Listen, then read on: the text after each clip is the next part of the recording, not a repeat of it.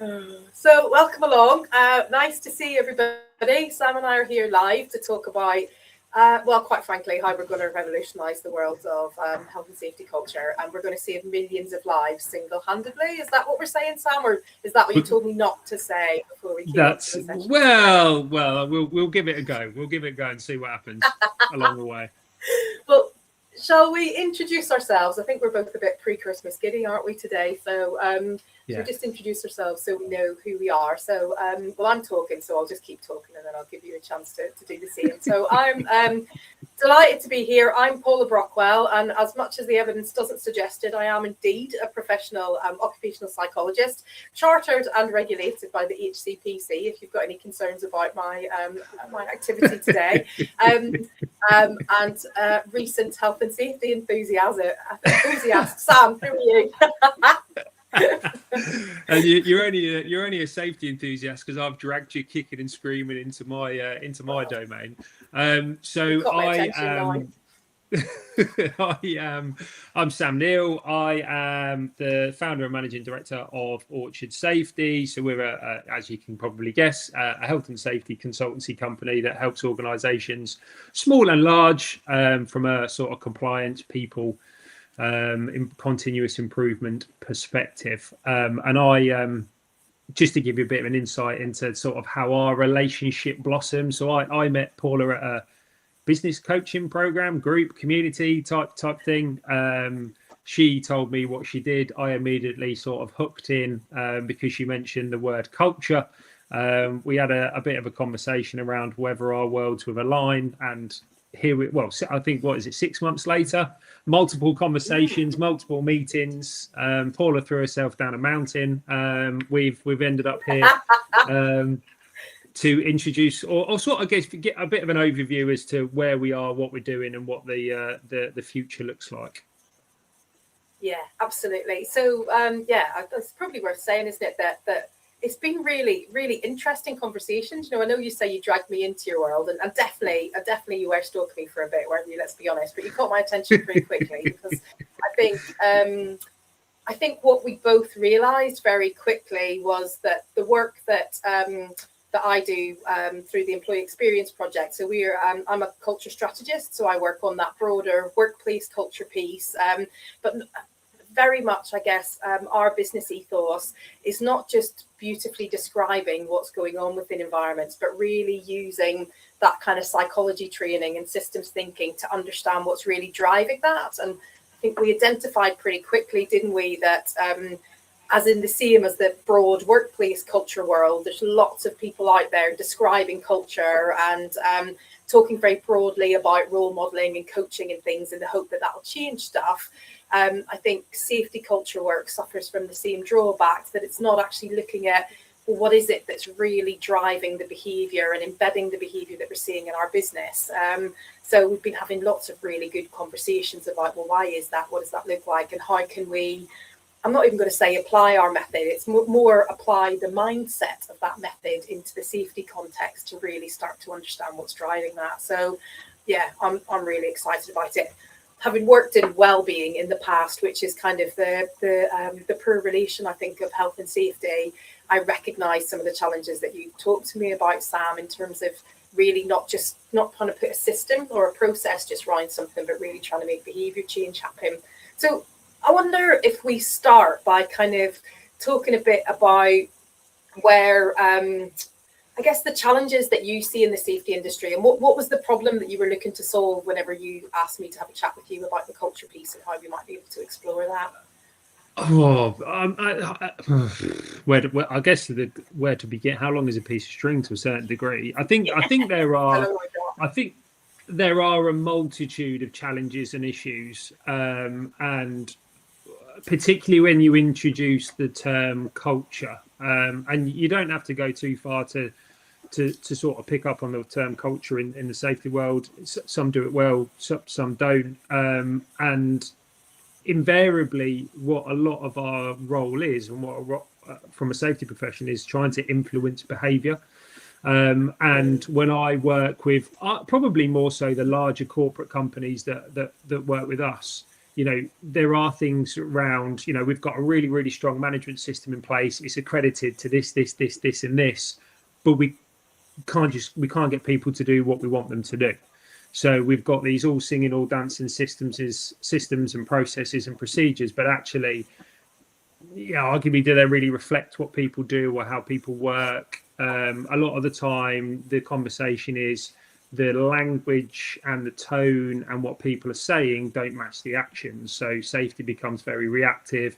We jump into life following an incident or an event, and then 6 months down the line, it all just sort of disappears and goes to BAU or business as usual.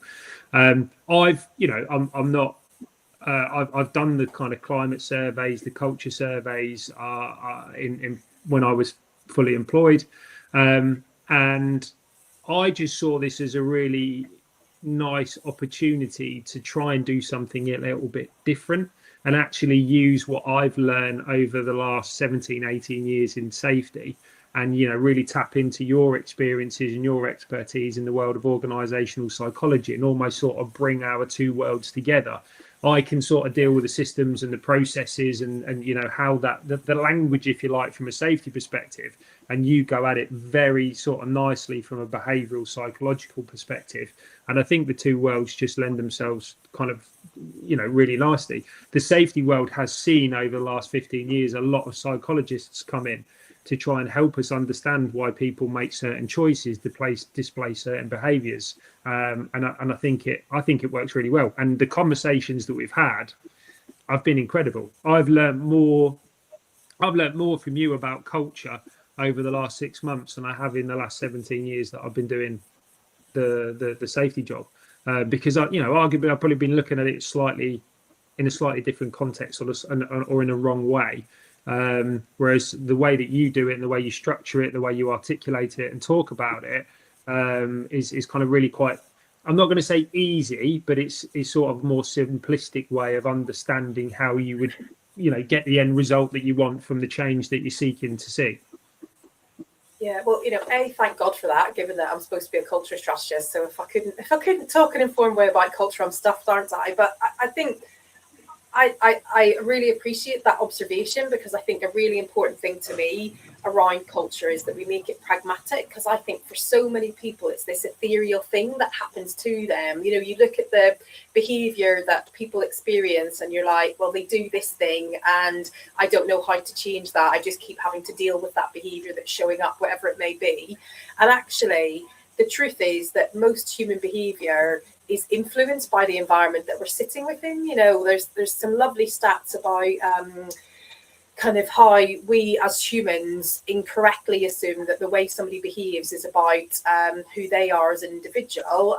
So there's a theory called fundamental attribution bias, where if I do something, it's because of my context. So if I'm late, I think it's because the traffic was bad or the kids wanted one last hug or whatever it may be. But if you're late, I'll assume it's just because you're disorganized. So we make these judgments that other people's behavior is down to their personality or who they are.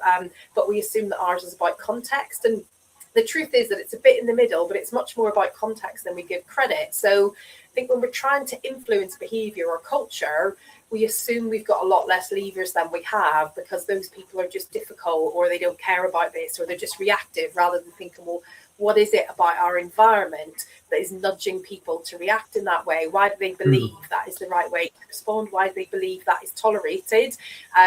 And why do they keep showing up in that way? And you can influence that much more helpfully. So, similar to you, I think the work that we've been doing together brings that kind of pragmatic view, I guess, the scientific view for sure that I bring, but that pragmatic view of how do we capture these different things that are nudging people to behave as they are, so that if we understand those, we can actually influence those in a structured way, really. Yeah. Which then makes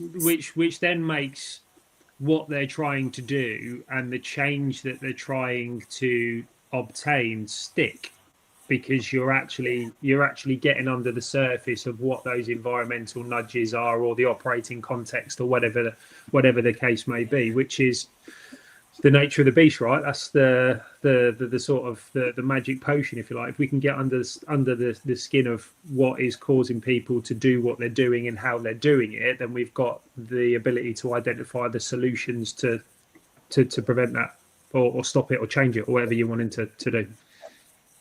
Yeah, and just seeing the fundamental tensions. Like, I think one of the conversations that was most powerful to me that we talked about was that bit around where operating contexts might just put some challenges in that make safety behaviours not make sense. So I think use the example of like production targets. If your production targets are at a level that fundamentally mean that people have to act at a pace or in a way to get to meet those that goes against the kind of safety process and systems, the system is probably managing them around production targets much more tightly, and they're being held accountable to that much more tightly than they are around the safety outcomes and systems. And so we know which one's going to win, don't we? So knowing that and understanding that in a really pragmatic way helps you make much better choices then about how you manage things, or helps the business make much more conscious decisions about things like the targets that it's setting and the impact that that's going to have on safety outcomes and things. So yeah, it's that piece, isn't it?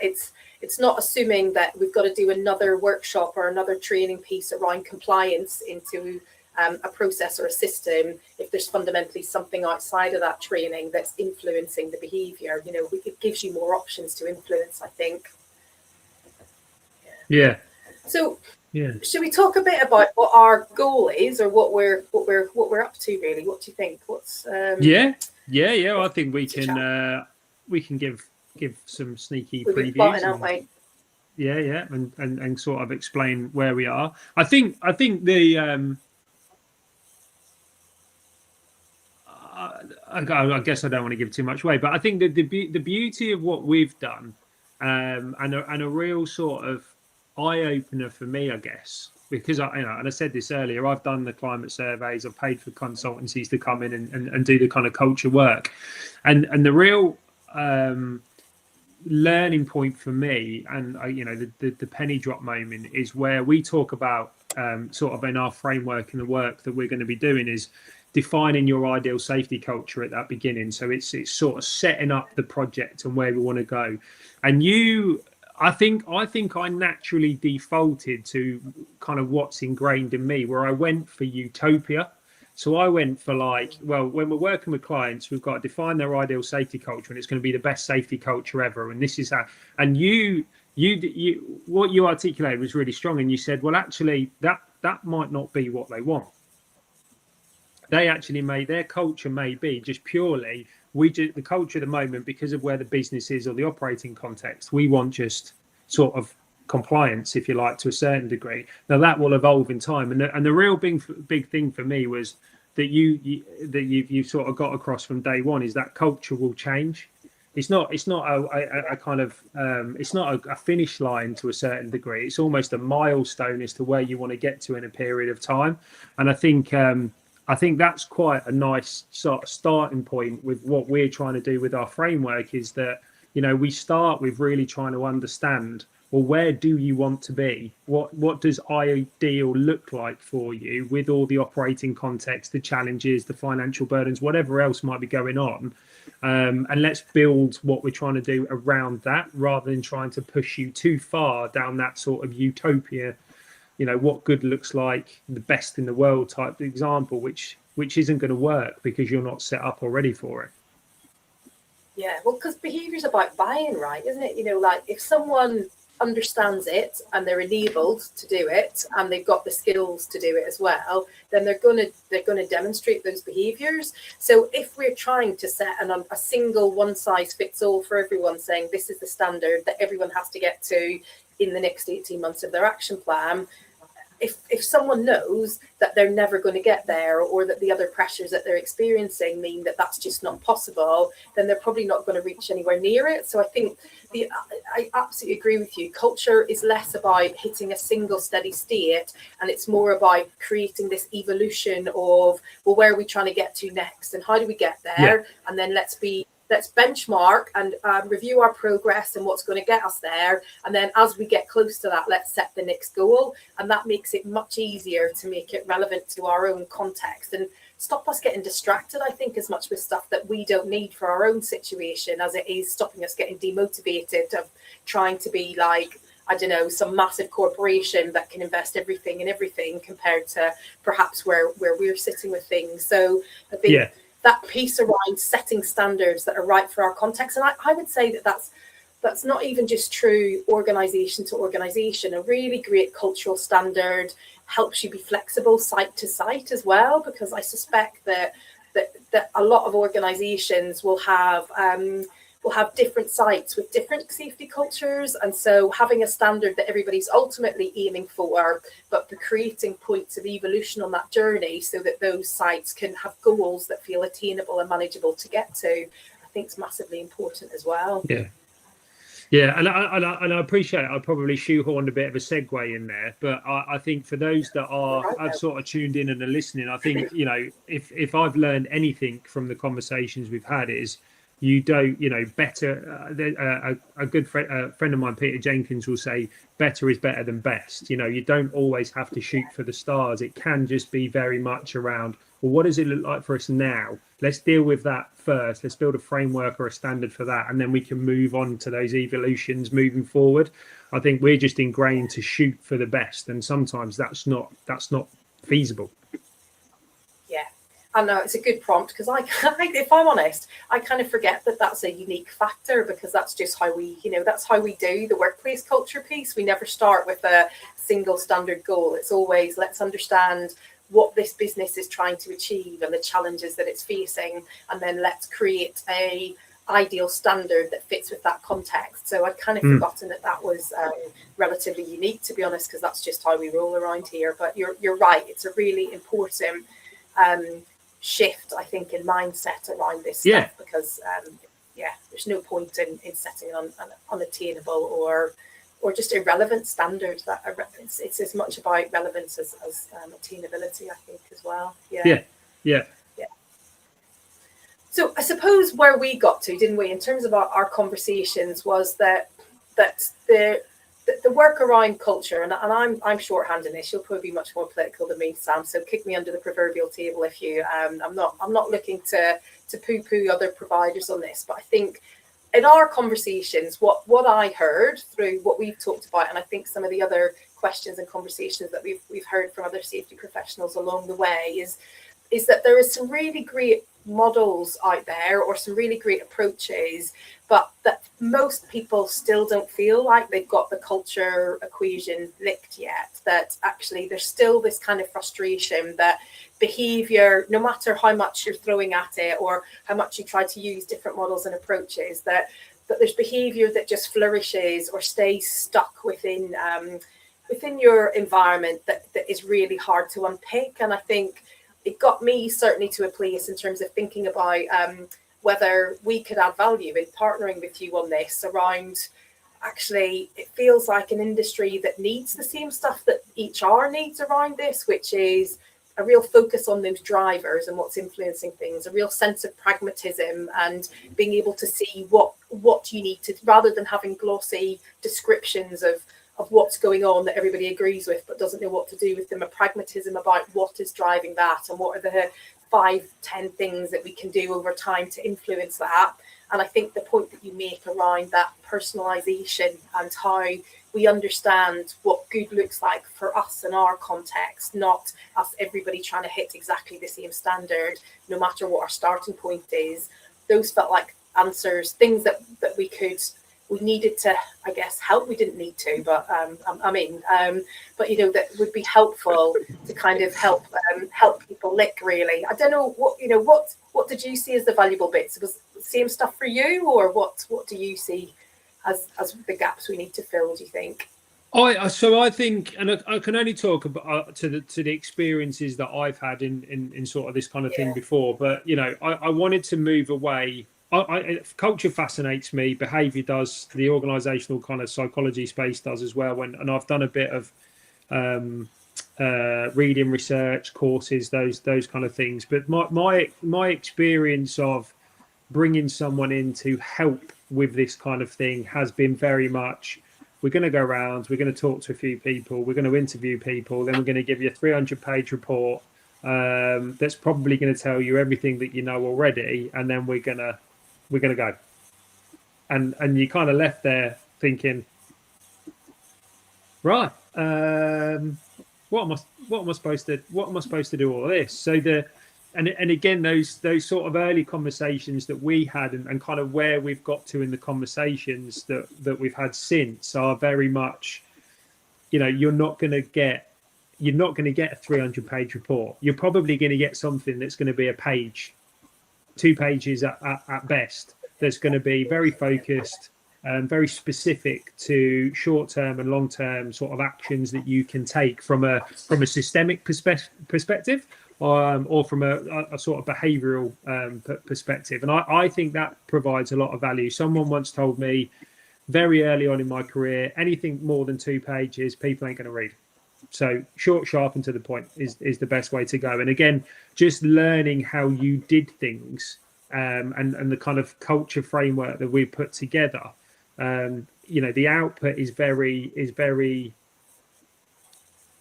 targeted, I guess, is the right way of putting it. So it is, it's very visual. It's very kind of almost paraphrased and bullet point and to the point. So you're very clear on what the output from the findings are, and it's all based around what we created at the start, which was your ideal safety culture. What do you want now? So it's very specific to your current situation, the current working context, the current operating context, whatever the case may be.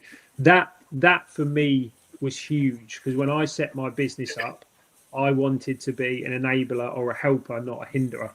So the way you did that was kind of big for me, and I think for me plugs a nice gap. Yeah, well, and I think I agree. I think that accessibility is important, isn't it? That ability to just see the few things that are going to make the biggest difference rather than the 980 things that I could possibly do is important. And I suppose that kind of targetedness, I think, is important as well, in that one of the things that I see a lot in culture work is people feeling like they need to change everything themselves. So I certainly see that, I see it in the HR space. The more that I have a good nosy around the safety space, I can see that we're expected as professionals to be fully responsible for the safety outcomes in our business to an extent. We're putting all of the system and process around it. We're the ones dashboarding it, but we're not the only people influencing it. Going back to that example of the production targets, that has a real tangible influence on the behavior that people display and the safety outcomes that we get. So not only do we need to set up the safety professionals in a business to be able to take the actions that they need to take to influence things, but we need to give them something really easy that they can use to fuel the conversations around where the other tension points or unconscious drivers may be that are owned by the operations director or by the finance director on margin or whatever it may be. So I think that piece around making this accessible for everybody so that the right conversations can be happening across the whole business, and giving safety leaders more of an option around how they can influence it, more levers that they can pull to get the outcomes that they need to, that feels really important. I think I see a lot of, certainly, in my HR world, I see a lot of HR leaders caught with the corporate culture bit going, it's my job to do this. But, I only influence 20% of the pie. And I'd suggest you probably influence a bigger part of the pie within the safety world, but there's still a big chunk of it that is out of direct control. And I think it would be really helpful to fuel people to be able to influence into the business on that stuff. Yeah, and it's how to influence as well, isn't it? It's all to what a large part of what we're talking about is change, right? And change is we don't like change. We're creatures of habit, and one of the challenges that we lean into with the safety culture framework is, it's always been done this way. So behaviours and routines that are ingrained in the organisation because they've been happening for X amount of years and nothing's ever happened. And when you tell someone to change, it's very difficult. And there's almost this perception that safety professionals sometimes are kind of like expert change agents. They know how to do it, they know how to manage it. But one of the sort of ideals that we wanted to get from the work that we're doing is, how do we equip these people with the skills, the knowledges, the almost the know-how of how to take what we're finding and put it into action, so that they're getting something tangible out the back of what we're doing. Yeah, absolutely. Yeah, and again, that's one of the reasons that I was excited to work with you on this, because I think we both really align on that, don't we? It's not kind of black box consultant stuff of we'll do this clever thing that you need to come back and pay us millions over the years to kind of implement for you. It's how do we create something that builds knowledge, that provides insight into the organization that can be evolved and used over and over again, but also that builds capability in the teams that can really influence that stuff to make a difference. Because culture is not something that an external consultant can do to you. Culture cannot be fixed with a workshop. It's about the rhythms and the ways of working in the business, which means if you want to shift it, you need the people in the business to be managing and influencing those rhythms and ways of working, really. Yeah, for sure. Yeah, exciting, isn't it? It's exciting. And I don't know, I feel like we're doing some co-creation work at the minute, aren't we? We've built out a working version of the framework, and we've got some work in January where we've got some industry leaders coming together to kind of do some review and co-creation for us on that. But I don't know about you, but I feel like it's building really quickly. Actually, I thought we'd be in a much more uncertain space as we moved into that co-design day, but it feels like things are gelling really nicely. I don't know what your thoughts on it are. I mean, we'll wait until Jan, because what we've written might be that's true. Nobody's said anything to us about it yet. Yeah, we are taking, and even that to a certain degree is quite, I'm really pleased we're doing that. I'm very excited about that day, because we're going to do something a little bit different. We don't like to take the normal route. So, for those that don't know, and there's probably a fair few of you, we've invited some of my contacts and network, people that I respect enormously in the industry and I've worked with for many, many years, and they're going to come and test what we've put together, and sort of get involved in helping us mold what that looks like as well. So, bit unusual, I guess. I mean, some organizations would be sort of safeguarding and kind of being quite protective of what they're doing, but we've thought, no, actually, if we want this to work, it can't be the version of Sam and Paula. It's got to be tested by some people that I know what they're talking about. So I'm super excited about that day, but also a tad bit nervous, because all this work, they might just go, no, it's not going to work. It will. It will. Yeah. All feedback is helpful, isn't that what they say? Or we'll just keep it constructive, guys. If you're watching, just we aren't overly attached to this or anything. Honest, we'll take every piece of feedback. We haven't spent days and hours pulling it together. Honestly, yeah. Not at all. Not at all. But yeah, although it would be remiss of us, wouldn't it, to give them something rubbish. So middle ground. Yeah. We'll just have to get a little bit attached. But I think you're right. I think like you said, the way that we work, and I think what we want to try and get out of the back of what we're trying to do, we're not trying to just replicate what's already there. We're trying to do things that are a little bit differently because of our experiences in our sort of respective trades, if you like. But I think it's come together really quickly, really nicely. We've got a safety culture model now that we're both sort of sold on, and we kind of bought into the kind of pieces that make up that model. We've got a bit of a framework and what that looks like when we're working with organizations to help them through that sort of journey. So it's it's good. It's good. It's really well, I think it's good anyway. Yeah, I think it's really good. Me too. It's materialized nicely. Yeah, for sure. And I think there's I guess that we're in that exploratory stage at the moment, aren't we? Seeing how both bits of knowledge come together. I think as I said, I was really surprised at how aligned and quickly, because sometimes, something like a concept like psychological contract, or even like social narratives and things, seems so not present in other stuff that is happening within safety, that as coming into those conversations, I was kind of, I'll be honest, Sam, I was a bit worried about how that would all click together, and whether that, I knew that stuff was important, but I wasn't sure where it would find a place. So how that's clicked and how we've been able to integrate that stuff into the really important stuff around system and process and habit and ritual, I think that your natural specialism brings into it. You can just see how the system really does work in that meshed way, because we've been able to link those concepts really nicely. So fingers crossed, when we put it in front of your expert peers, that they agree with us and don't think that we just got a bit giddy about it. But if they do, we'll learn from it and adapt it. It'll be grand. I'm sure we haven't. I'm sure. But the psychological contract piece is really important as well, because again, that's something that I've learned, from you over time and the time that we've spent together. And actually it does lend itself really nicely to us, because it is around, expectations and what the employee expects of the employer, but also what the employer expects of the employee. And I don't think that's sort of naturally something that we understand fully sometimes. It's almost implied, but not necessarily well understood. So that's been sort of fascinating listening to you talk about that, and how that has a massive impact on behaviours, because people don't really understand what that psychological contract is. Absolutely. Well, it's the deal breaker piece, isn't it? I think it's so important when we notice behaviour that we know we've told people isn't permittable, but they keep demonstrating it anyway.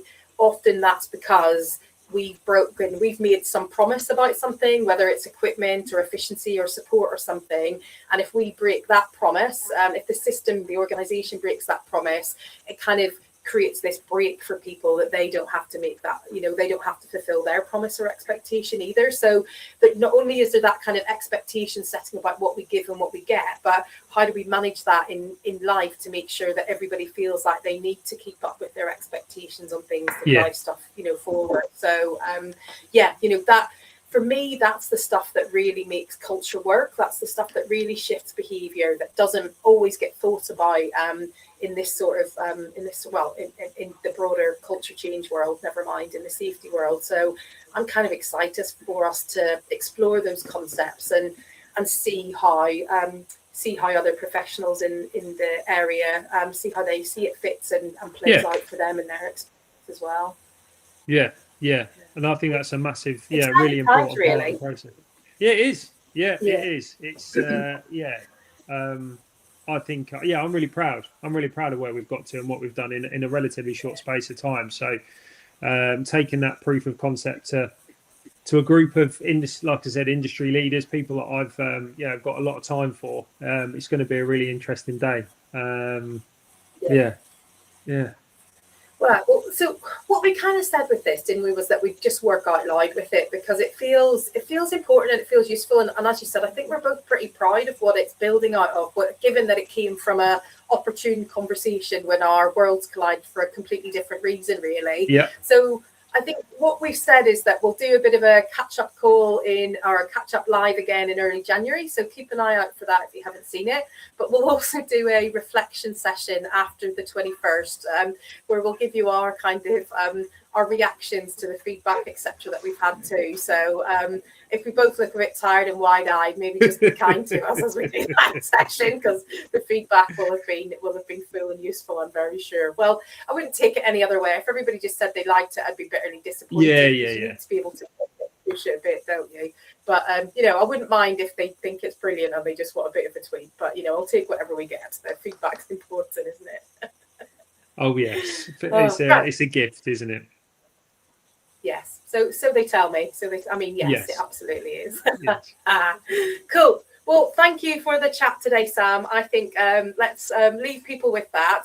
And follow along if you want to hear any more. We'll pop the next live up in the next week or so, before we both disappear off into the festive period.